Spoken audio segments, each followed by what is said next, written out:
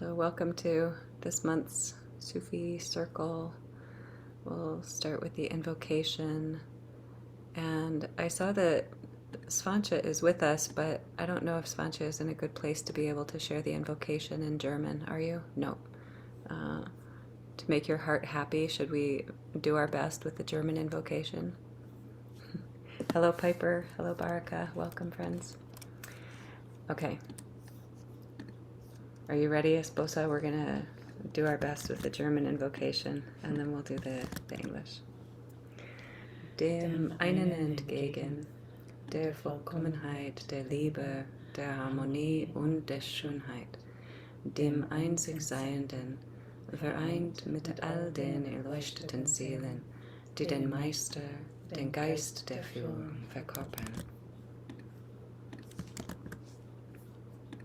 And in English, towards the one, the perfection of love, harmony and beauty, the only being, united with all the illuminated souls who form the embodiment of the Master, the Spirit of Guidance.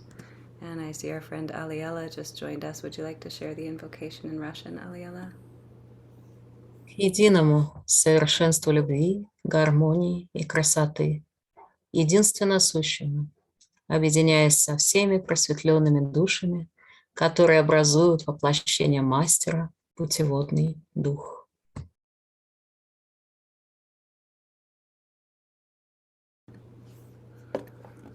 Amen. Thank you, friends. Okay, we're going to carry on with the prayer psalm this morning for reasons that will become apparent as we go along. So it is one of the longer prayers. It is all in the chat window for you, so you can say it along with us if you wish. Praise be to thee, most supreme God, omnipotent, omnipresent, all-pervading, the only being. Take us in thy parental arms. Raise us from the denseness of the earth. Thy beauty do we worship, to thee do we give willing surrender. Most merciful and compassionate God, the idealized Lord of the whole humanity, thee only do we worship, and towards thee alone we aspire. Open our hearts towards thy beauty, illuminate our souls with divine light.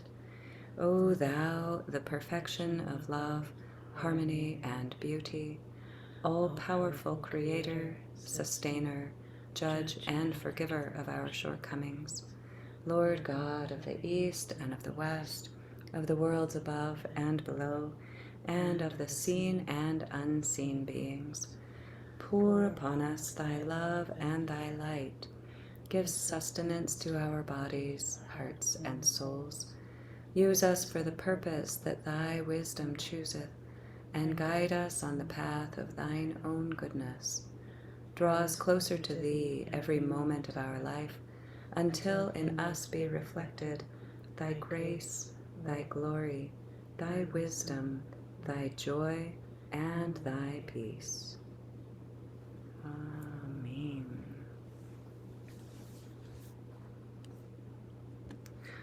That felt really fast to me. Was that too fast? Should we do it again slower?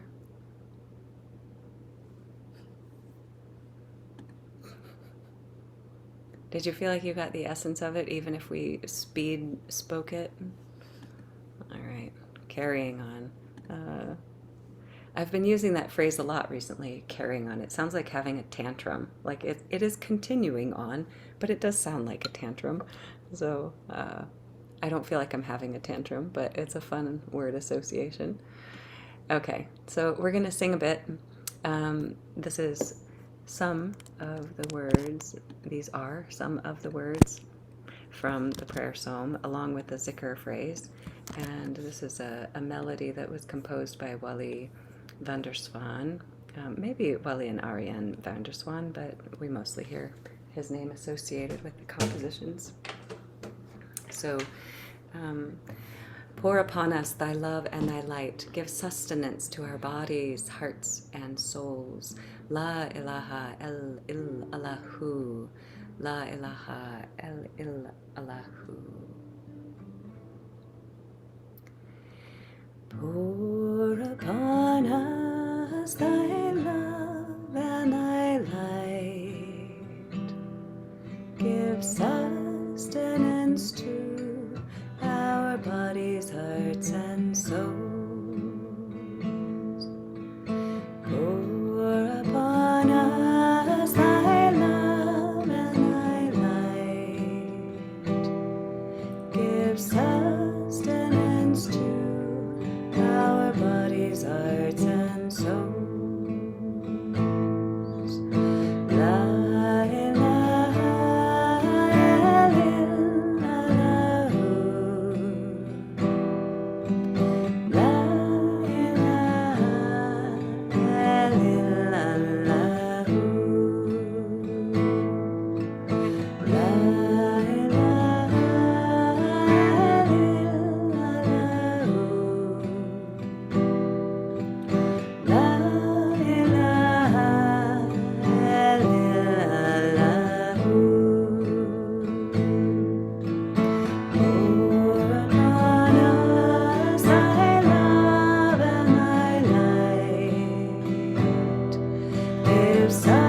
sustenance to our bodies, hearts, and souls. Pour upon us thy love and thy light. Give sustenance to our bodies, hearts, and souls. La ilaha illallahu. La ilaha illallahu. La ilaha illallahu. La ilaha illallahu. Pour upon us thy love and thy light. Give sustenance to our bodies, hearts, and souls. Pour upon us thy love and thy light. Give sustenance to our bodies, hearts, and souls. La ilaha illallahu.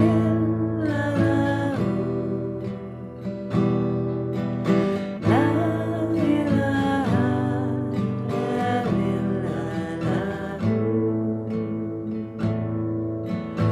La ilaha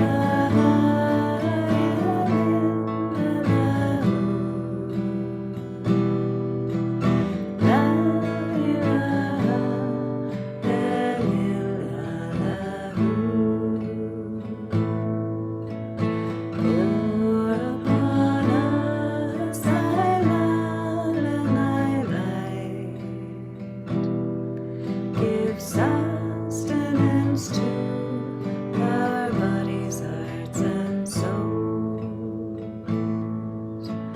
Pour upon us thy love and thy light. Give sustenance to our bodies, hearts, and souls. La ilaha illallahu. La ilaha illallahu. La ilaha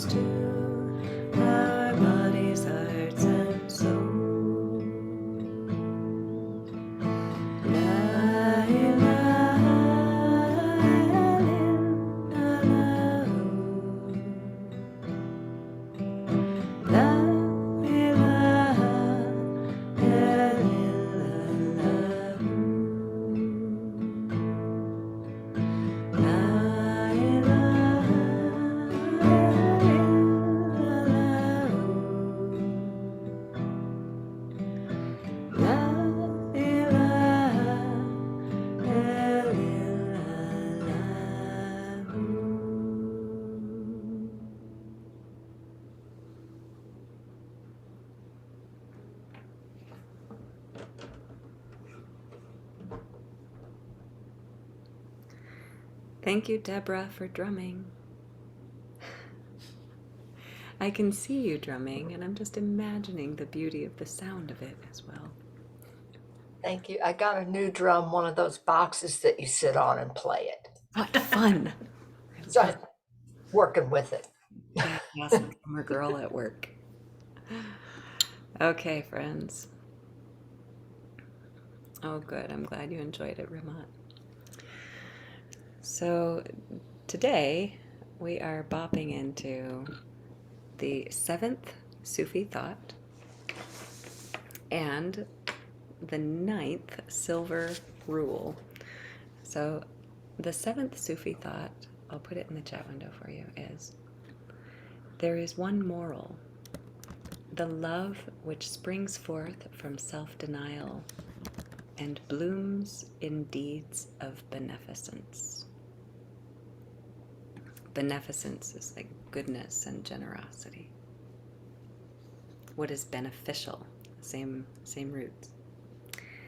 Okay. There is one moral, the love which springs forth from self-denial and blooms in deeds of beneficence. And here's a reading from Sufi Message, Volume 1, which starts out with each of the 10 Sufi thoughts along with Murshid's own commentary about them. So this one is short and sweet. It is an excerpt. I took a few sentences out of it that didn't feel necessary to me. So here we are. There are moral principles taught to mankind by various teachers, by many traditions, one differing from the other, which are like separate drops coming out of the fountain. But there is one stream that is at the source of all, and that is love. It is love that gives birth to hope, patience, endurance, forgiveness, tolerance, and to all moral principles. All deeds of kindness and beneficence take root in the soil of the loving heart. Generosity, charity, adaptability, an accommodating nature, even renunciation, are the offspring of love alone. The great, rare, and chosen beings who for ages have been looked up to as ideal in the world are the possessors of hearts kindled with love. People call love blind, but love in reality is the light of the sight. The eye can only see the surface. Love can see much deeper. All ignorance is the lack of love. As fire, when not kindled, gives only smoke, but when kindled, the illuminating flame springs forth, so it is with love. It is blind when undeveloped, but when its fire is kindled, the flame that lights the path of the traveler from mortality to everlasting life springs forth. The secrets of earth and heaven are revealed to the possessor of the loving heart. The lover has gained mastery over himself and others. And he not only communes with God, but also unites with God.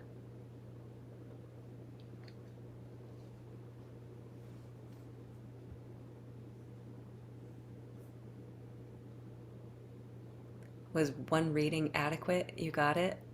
And you're like, yep, we know. I'm bopping around to see your responses, and most of you have your cameras off, so I can't see you, and I'm disappointed. Which is not one of the fruits of love. Disappointment was not listed in there as one of the drops from the stream of love, but it is my experience. Where are you, friends? Hello, Abdullah Arsha. Nice to see you. Hello, Najda. Welcome. Hello, Khalil. Welcome. Okay. Would you like to hear any of that again? Again, please. Again. Again. Read again. Okay. Here we go. Reading again. I'll probably stop and throw in commentary this time because I do that sometimes. There is one moral: the love which springs forth from self-denial and blooms in deeds of beneficence. There are moral principles taught to mankind by various teachers, by many traditions, one differing from the other, which are like separate drops coming out of the fountain. But there is one stream that is at the source of all, and that is love. Good so far? I could see the four of you that I can see right now all nodded. That was very nice of you. Thank you. It is love that gives birth to hope, patience, endurance, forgiveness, tolerance, and to all moral principles.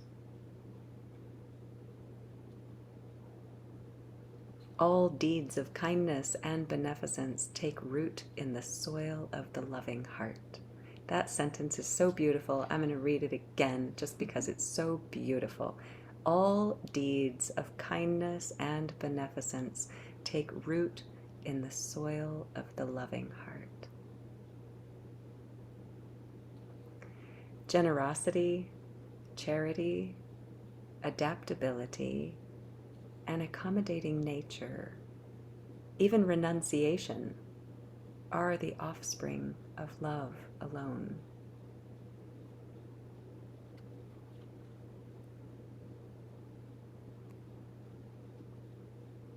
Generosity, charity. We expected those ones, didn't we? Generosity and charity.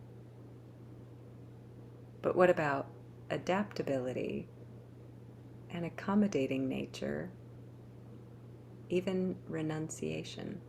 Were you expecting those? Adaptability and accommodating nature, renunciation.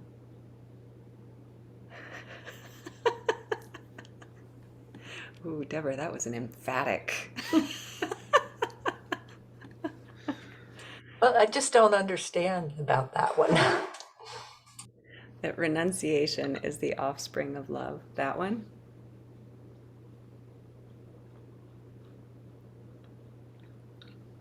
Sometimes Mersha gives examples of, like, if a mother has some kind of food and her child wants it, she gives it to her child. That if there is real, authentic love, you are so happy to go without in order to provide some comfort, nourishment, generosity to others. He also talks about renunciation being not inherently the goal, that renunciation happens naturally when we are attuned to, paying attention to, focused on that which we love. That renunciation for the sake of giving something up is not a virtue. But renunciation, when it comes as a result of love, then it's a virtue.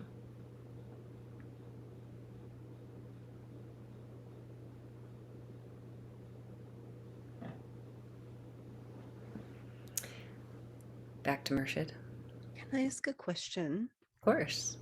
Do boundaries live in this category of renunciation? Oh, Piper, I love your questions. Thank you for being with us again. Thank you. I think boundaries are a pretty good expression of self-love, don't you? Or sometimes, often, boundaries are the result of a loving protection for others.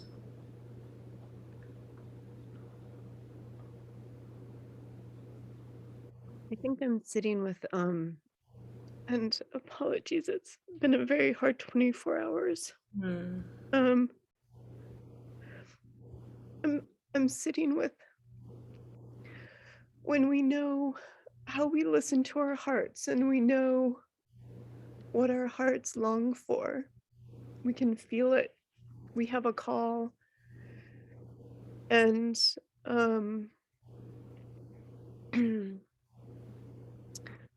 living in community, that's not always met, right? Our own longing is not always met with another's longing. And I think I'm getting, obviously, I wasn't raised with religion. So whatever I know from what I've learned from various religions over the years, but that renunciation is a larger spiritual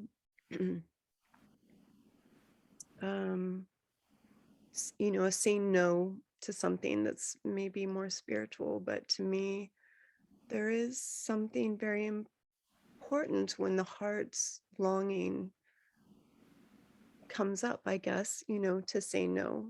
And I appreciate that adaptability is aside that. So how we feel from our place of heart is what I'm sitting with, right? When to adapt and when not to adapt. And to me, that's it's a tight spot when it comes to community and relationships. Yeah. Yeah, I can bring this back not so much to Murshid because I can explain a little bit more about Murshid's perspective and where he's teaching from. But in this moment, contemporary humanness in our spiritual lives, that it is pretty clear that we need to have the strength and the healing and the stability in order to cultivate flexibility, adaptability, surrender, and accommodation. That those things, as a result of victimization and weakness, are not virtues either. So we are encouraged and invited to bring all of our attention and love and energy for healing, stabilizing, strengthening, protecting. And after that is solidly in place, then we can cultivate the virtues of surrender, trust, openness, flexibility, spaciousness, being relaxed in the midst of circumstances. Murshid doesn't tend to talk about those things because this is my interpretation or my speculation, that he wasn't addressing those particular kinds of questions or issues. He was coming from a starting point of people being healthy and strong and balanced and starting their spiritual life from that place. So he doesn't address the things about wounding and healing and needing to cultivate stability before. He's coming from the point of, okay, here you are at the beginning of the spiritual path. You're good, and here we go. So he tends to shape things in a pretty simplistic way that we often go back and interpret and include other things with our current sensibilities and awareness about what is healthy. Yeah. Thank you, Piper. Halim, I see your message in here too. Parenting, the art and science of setting boundaries in a loving manner, ideally. Yeah, good luck. Yeah. And I see Inanna's message in there earlier. It makes me think of Corinthians. Yes. Love I is have patient, another love is kind. question or comment. Yeah. Over the years in the pagan community, I've had friendships with a number of people who friends of mine would say, why do you spend time with so-and-so? What possible added, what is there about them? And I say, I can look at people. I'm a lucky person and I feel like I can get along with just about anybody. And I've always felt like what accommodation and adaptation means is I can look at a person and I can see parts of them that I don't agree with, that I don't particularly care for, but then I see other parts of them that I just love with all my heart, and to spend time and to talk with them and to get to know them and to understand them. And I do have to set boundaries, and I do feel like that I am making some accommodations of maybe I don't like the way you smoke when we're talking, but I love you enough to deal with that. Or I can adapt to some of your unusual lifestyles because I love you and I want to spend some time with you. But it doesn't mean I have to love everything about them. But then I realize I do have to love everything about them. And that's the hard piece, especially when it comes to smoking or politics or something like that. But it is it is something I've had to work out and work with and continue to work with over the years. Thank you, Inanna.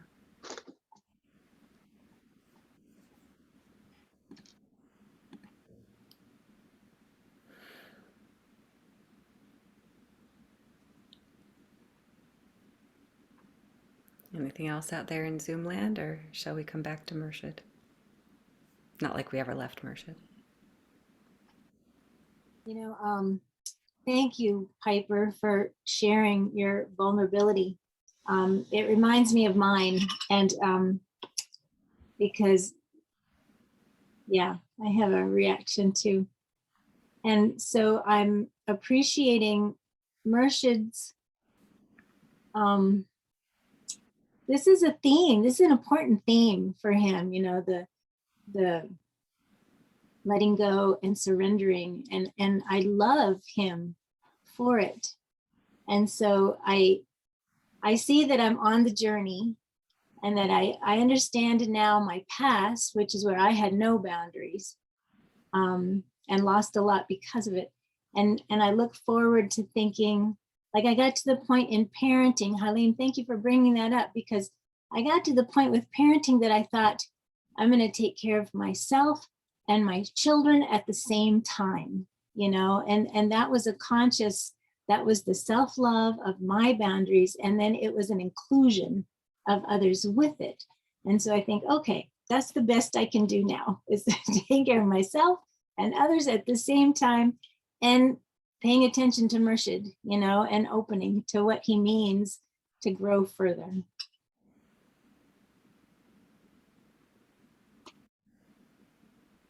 Thank you, Sophia.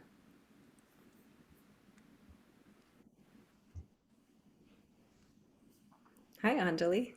May I? Of course. And then I think I see Safia unmuted as well. So Anjali and then So I'm going to be bratty here, but that's what I do. I would like you, please, if you would, when you're ready, and you can say no, because you're you and you're the boss. So I'd like you to speak a little bit about renunciation, because that's a hot button word, especially for people coming from the Catholic background. So what is it that I am renouncing, please? If you could give me a little bit of Murshid's, what are we renouncing? That's coming from love. Right? I mean, it's a hot button. It's a hot button, renunciation. So are we renouncing self? Are we renouncing little self? Are we small self? Are we renouncing large self with a capital S, which I think not. What are we renouncing? It's really, I want to know. Thanks. I'll stay right here. All right. Will you tell us, why is it a hot button? I think in the way that I was brought up, there's, when you start looking at religions, not spirituality, religions, that you renounce different things, different parts, different pieces, like we might renounce, again, I know I could be walking into some pretty hot waters here, but that's okay. What the heck? What's a Sunday for anyway, right? So you, well, you've got some passages that could be translated as you renounce your mother and father when you go to marry. Okay. One, you leave the structure to go, like you say, you renounce your old life to come into the new life. That would be New Testament, right? You renounce everything that's not a gift of the Spirit. You renounce the devil, Satan. So you may even renounce other religions, right? So when you become a Christian, you renounce Judaism. So again, this is Sufism. So we love it all. Thank you to Mershid for that. I'm with him 100%. But I think renounce is a big, hot word. People have been burned at the stake for not renouncing things, I think, in the history of humanity. It's true. Right? Like, look at this, the great schism, right? Like, oh, I'm going to be, you're either Roman Catholic, if you're, or you're Protestant, and the big, so he's an interesting fellow, don't you think? Merchant's a cool dude. No disrespect meant at all, truly. But wow, that's a big, strong word. And so, yeah, if you can give me a couple of thoughts on that, I would be appreciative. Sweet. I will certainly do that. I made a couple notes about it, and I'd like to hear from Safia first, and then I'll come back to that if that's okay, Anjali. Perfect. Of course. Thanks. Okay, Safia. Thank you. First, I was just going to say I appreciate you saying that Mershid was kind of starting with all of his teachings. He was kind of starting at a place where we are fairly healed, self-aware people, and and then the teaching, because being fairly new to this, I've kind of been curious why he doesn't include just more of the personal journey. And I appreciate what Piper shared, and can certainly resonate, like being, like you mentioned, feeling in a tight place, and how do you move from there? What are the options from there? And for myself, whenever I get in that, I try to remember when I get in that tight space that's it right there, but just to hold ourselves in our hearts and expand our hearts. That's when that tightness only adds to our contraction with whatever we're working within ourselves. So that's all I had to say. Thank you. Thank you, Safia. Beautiful. So one other thing that's important to remember about Mershid's context is that everything that we are seeing and reading in his message volumes are talks that he gave to groups of people. That they're not him listening to an individual person and saying, oh, I'm so sorry that you're hurting, and here is the medicine for your particular hurting, right? He's addressing things in a collective context, in trying to convey teachings, perspectives, ways of understanding life and ourselves in a group setting. So it's a very different generality than the addressing specific hurts. Okay, that's an important piece as well. So Mershid talks about the very beginning of the spiritual process, of the spiritual life. That is, you have gone through all of your conditioning in life, that you have developed all of your experiences, your perspectives, you've gained tremendous knowledge. I'm putting knowledge in there as a specific thing. The names and forms, the intelligence and the awareness of things of the world, and what we observe and what we experience, that's all knowledge. He keeps that in a separate category from wisdom, which was the primary teaching from our Eastern Rose Garden class this week, that wisdom is a deep inherent knowing that is not based on external knowledge or pieces of information and evidence, right?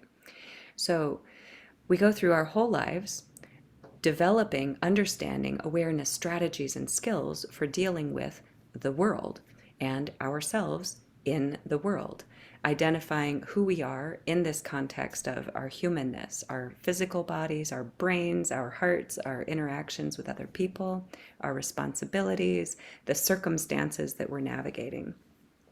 Then, at some point, we begin to wake up to the fact that the things of the material world, of the finite incarnate existence, are not the ultimate reality.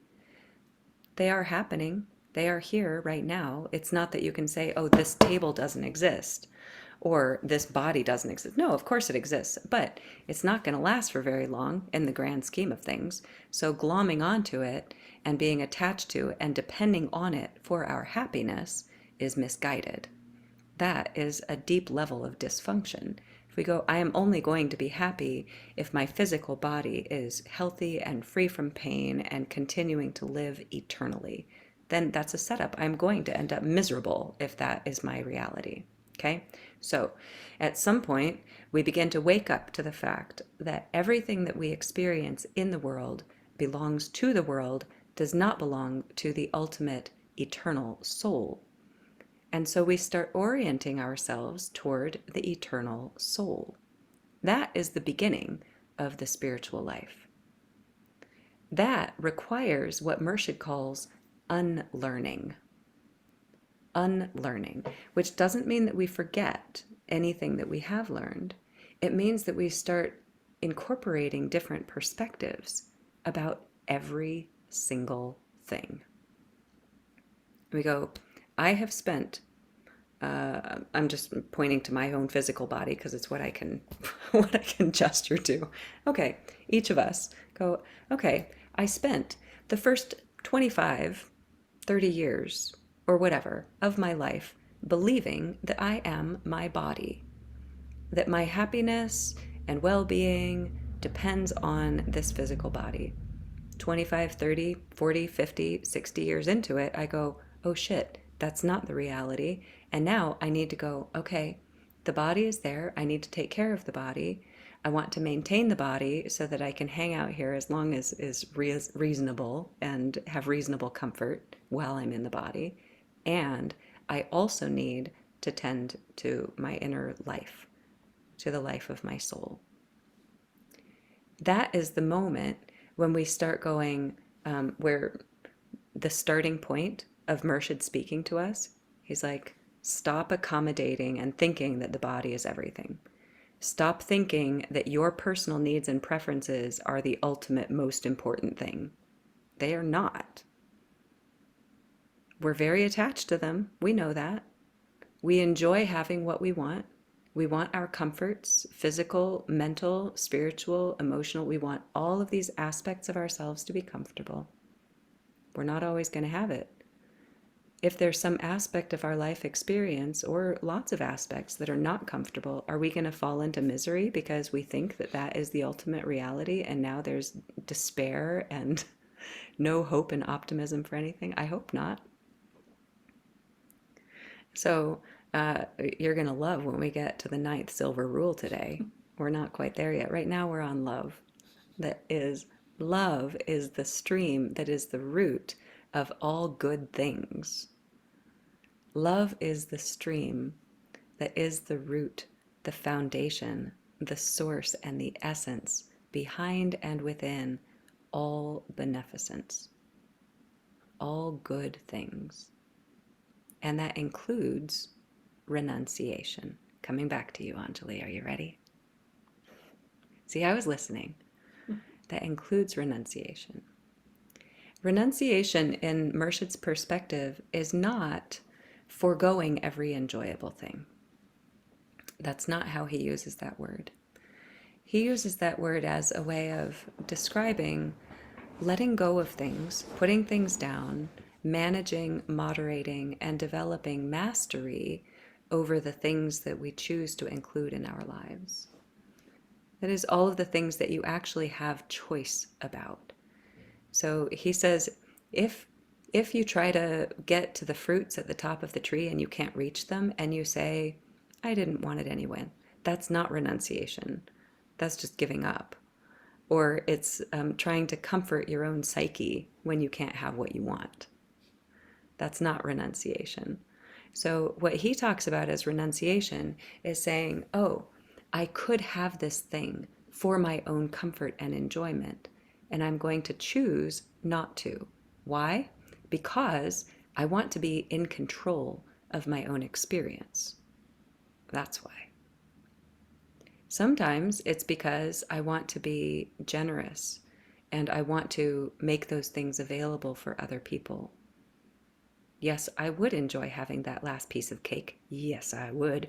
But I know that someone else is going to enjoy it even more, and I will probably really enjoy watching that person enjoy it. So I am going to forego that piece of cake that I would enjoy so that someone else can enjoy it. I actually do that every once in a while. Not all the time, but every once in a while. All right, so renunciation comes in all kinds of forms, and I'm putting that in a different category, Anjali, from what you said is renounce. To renounce something is to reject it. And renunciation and renouncing in those ways have a different quality about them. So if you are renouncing something, saying, I reject that, I discredit that, I invalidate that, I will keep it as far away from me as possible, that is actually a proactive fighting against, railing against, or defending against something. Whereas renunciation is something that is a letting go, that is an open, hopefully, and if it's a virtue, it is because it is an open, voluntary, allowing something to fall away. There's a grace about that. There's an ease about that. There's a spaciousness about that. Murshid also says that if you have this story that comes from, I think it was from Christianity, where if you have a coat and someone else wants your coat, you give it to them. And Murshid says, if you give your coat to someone and then you resent it, it would have been better to keep it. If you renounce something and then you resent it, it would have been better to keep it. If you feel like you are under obligation to renounce something, to give something up, to forego something, then if it's an obligation, it creates a little seed of a poison in your own heart.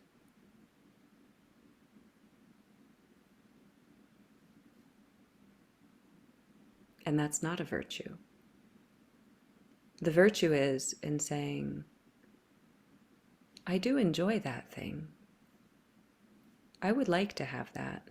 And I know that I am going to cultivate a more abiding happiness and equanimity and joy if I do not indulge in that.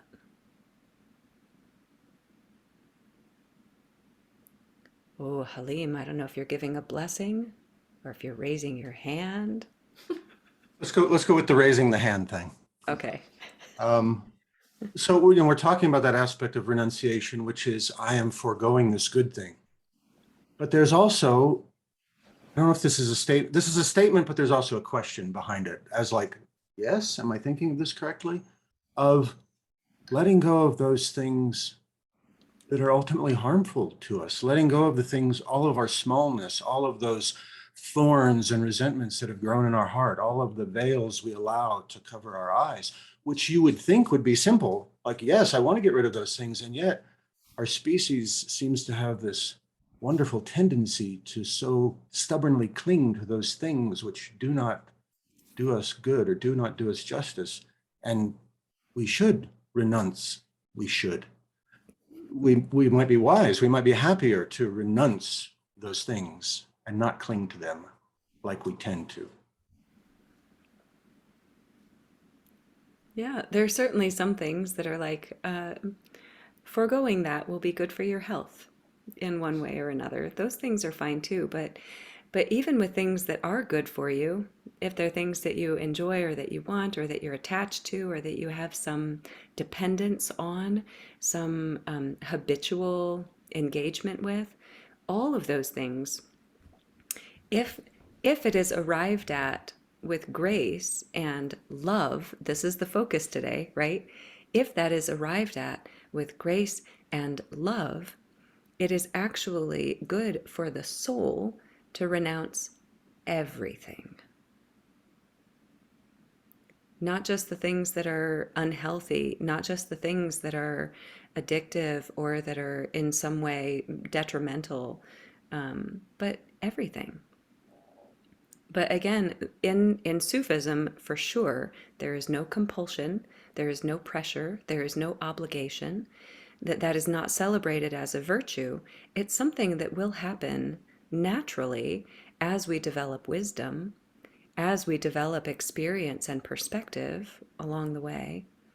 And it's something that we can choose in a joyful, peaceful, easeful way in ourselves as we go. It's not something to force. It's not something to pursue or to pile on ourselves as a burden. It makes me have this image of the heart is so full and overflowing that it's easy to let something flow out or flow by, or there isn't a need for clinging. It just doesn't arise. Yes, beautiful. Thank you, Piper. Sometimes easier said than done. Always easier said than done. Always. Yeah. Yeah. Yes, Sophia, letting go of the need to be right. That is so much of the ego motives that we can keep coming back to as well. That is the pridefulness and the whatever forms of self-righteousness that includes judgment, that includes condemnation of others, that includes comparisons and competition. I tried to put those two words together. It didn't work very well, but they do often go together. Yeah.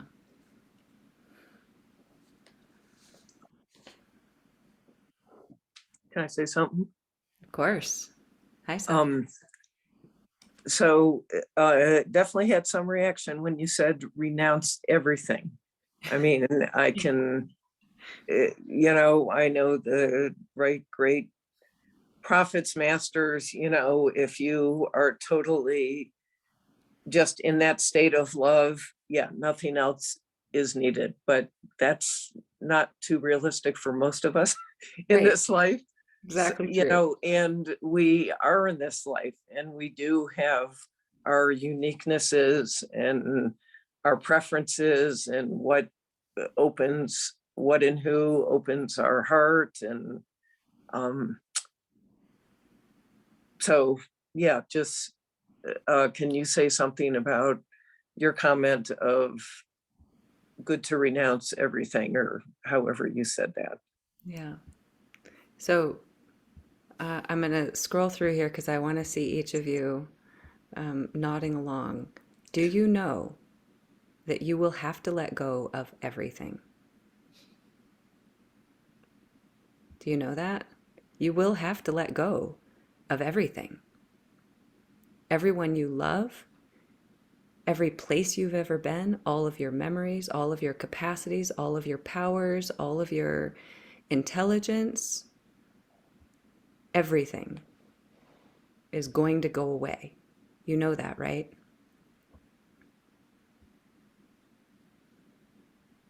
When we die?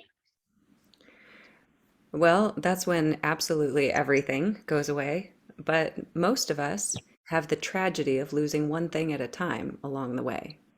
True that. It doesn't happen, for most of us, it doesn't happen all at once. For some of us, it does. And those are the deaths that most people think are the most tragic. But for most of us, we'll have the great despair and extended loss and grief and sadness of losing one thing at a time until ultimately it's all gone. Aren't you glad you came to Sufi Circle today? We're all going to lose all of it. That's just true. It's just true. It sucks, and it's just true. So what are we going to do about it? Let's cling ferociously to every single thing so that we can lament and struggle against every single loss along the way. So that's an option. That is what most people do. Does it create the greatest possible sustained happiness and equanimity while we are in this lifetime? I don't think so. I think it really benefits us to cherish the things that we have, to celebrate them, to be grateful for them, to enjoy them with the awareness that they're going to go away. So we need to cherish them even more. And as we are cherishing things, like we have the option of cherishing them like this, or we have the option of cherishing them like this. Right? So if we are, yes, non-attachment, but also a loving non-attachment, right? It's not that we don't care. It's not that we don't enjoy. It's not that we don't experience life fully. It's not that we don't celebrate the blessings and the beauty and the miracle of our existence and the presence of our loved ones and our communities and the cake, like all the things that we get to enjoy, but we enjoy them with the wisdom perspective that they're going to go away, and we get to love them while they're here. And if we also point our loving hearts toward the infinite, eternal, ultimate reality with a capital R reality, then we create a happiness that truly abides and belongs to us. That's Mershit's phrasing for it. Then we have a happiness that truly belongs to us. It's not instead of anything, it's along with. We're gonna have to let go of everything.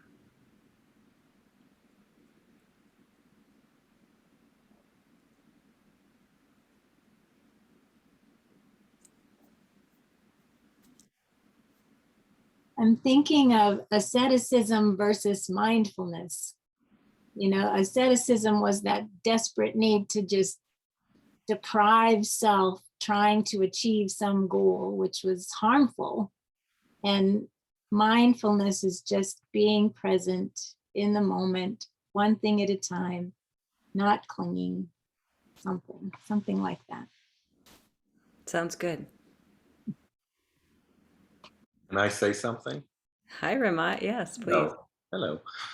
So I think what we're talking about here would be at times in my life when I'm just accepting of whatever. Like, for example, my daughter right now, and God, are you kidding? I love my daughter. But for whatever reason, she's having an issue where she doesn't want to talk to me. She won't even tell me why she doesn't want to talk to me. And I mean, I've tried to talk to her, but at this point, I feel I'm not even upset about it. It doesn't, I just, I tell her I love her. And I know that at whatever point, she's going to come and talk to me. So to me, it feels very much like letting go of what I would want as a parent to be, and just accepting where she is at the time. Is that what we're talking about? Are we talking about letting go of, I mean, it's pretty radical to let go of everything. I mean, I've heard these beautiful stories of monks who were accused of whatever in the village. And the monk just accepting whatever the person was saying about them. Is that what we're talking about? Or does it go further? Yes, and. Mm-hmm. Yeah, probably any examples you could come up with, Ramat, I'll say, yep, that applies in there too. And I am very sorry to know about your discomfort, disharmony with your daughter right now. These are so painful. So there is. I don't understand, because I don't feel pain around it. Unless I'm not thinking about it, I just feel as if, if I choose and not choose. If I come to her and I say, come and talk to me, tell me what's going on, and then she chooses not to talk about it, I feel resolved, unless I'm making up some kind of story inside and I'm not allowing myself to feel the pain. But honestly, I don't feel pain around it. I don't have, there's no internal thought that is saying, I'm an awful parent. I've done something terrible to her. And so am I being healthy? Am I not being healthy? And I'm not asking you to analyze the situation. I'm just bringing it up here. And I'm just saying that it feels to me to be pretty healthy to be able to let stuff go. Like when somebody's not happy with me and I come to them and I say, what's going on? And they don't want to talk about it, and I let it go, that seems really healthy. Maybe you have some other, I mean, I'm interested to hear whatever thought you might have, if you want to share it. Well, right now, that to me, Ramat, sounds like the fruits at the top of the tree that you can't reach. Keep going. If you go, I want to talk to my daughter and she won't talk to me, so I'm not going to be hurt about it, then you have renounced something that wasn't in your reach anyway. And there is no virtue in that. It doesn't feel like I'm trying to comfort myself.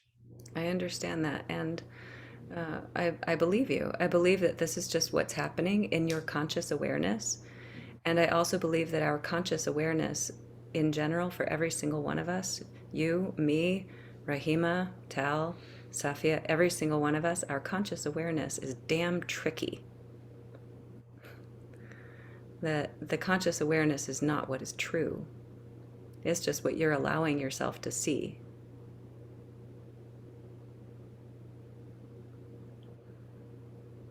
And if there is something that is painful and disappointing and not what we wish and sad and where we feel powerless and frustrated and hurt and discouraged and hopeless and helpless and lonely, disconnected, frustrated, angry, whatever it is that is in there, it could be all of those things.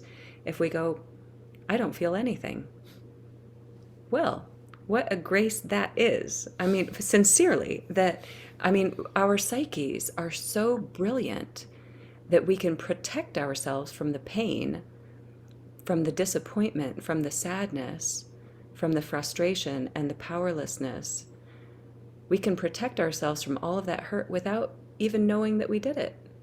Because we go, I don't care. How interesting. Well, thank you. Now I feel pain. I'm sorry. No, don't want but it's just a little bit of like, ow. Yeah. Mhm. And I don't want you to feel pain. Yeah. And if your psyche is protecting yourself from the pain, then I seriously am grateful for that. Like, thank God we have these brilliant, genius, complicated psyches that protect us from the deepest suffering. That really it is an absolutely brilliant survival mechanism that God has instilled in us. I am sincerely grateful about that. And when we notice that something is there that we go, wow, this is a really painful situation and I'm not feeling pain, we can go, okay, then in this moment, your inner reality has decided to protect you from that pain. Thank you for that. And in the moments where there is enough safety, openness, courage, ability, where there's a ripening and a readiness for healing, then the pain will reveal itself so that you can hold it with honesty and love and bring some attention to it.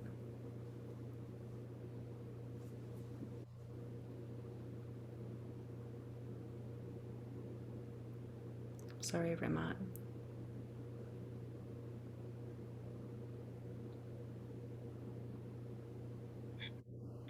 May I share?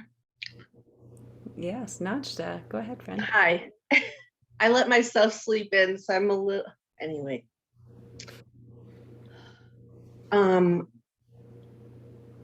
So on Wednesday, Wednesday I had to put my cat Magic to sleep. I mean, have him euthanized. And it's always like, you know, when you least expect it. So it's not the first time, but that I've had to put an animal to sleep. But each time it's like this like intense journey of letting go. And so then my reaction is to, I have 3 other animals, so, but is to like, oh, I'm not going to love them as much as I loved him because it hurts so much. You know, the grief process is so hard.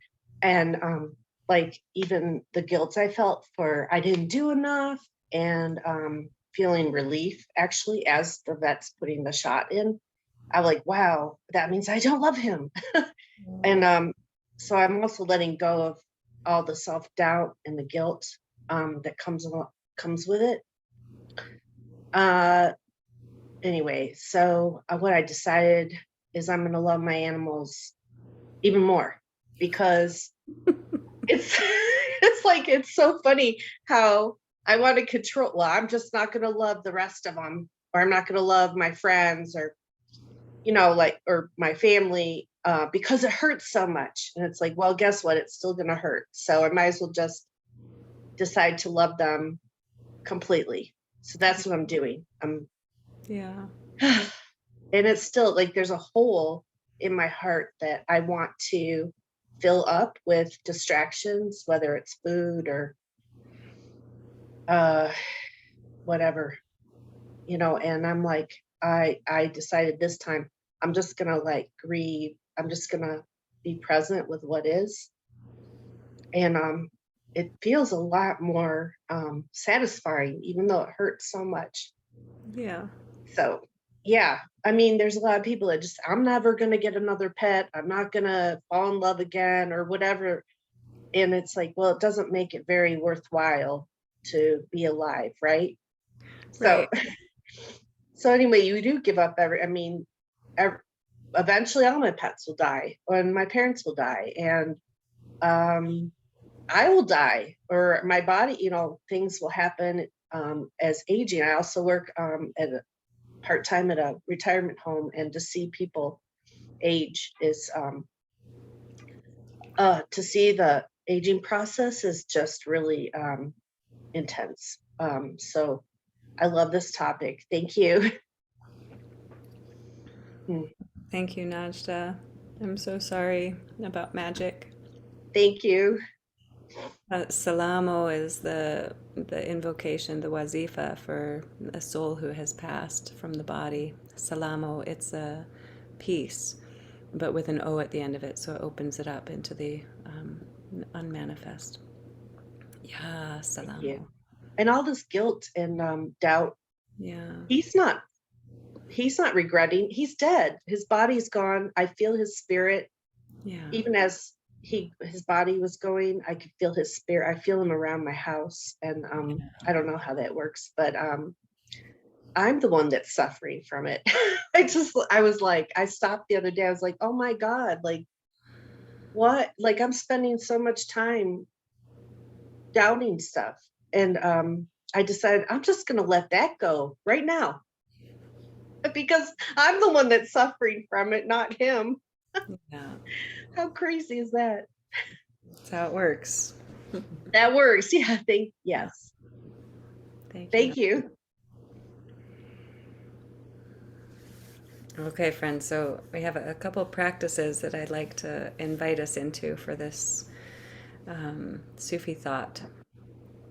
It's about love. And Najda, what you're sharing is so exactly perfect, because we do have this choice that love does just happen. It does happen.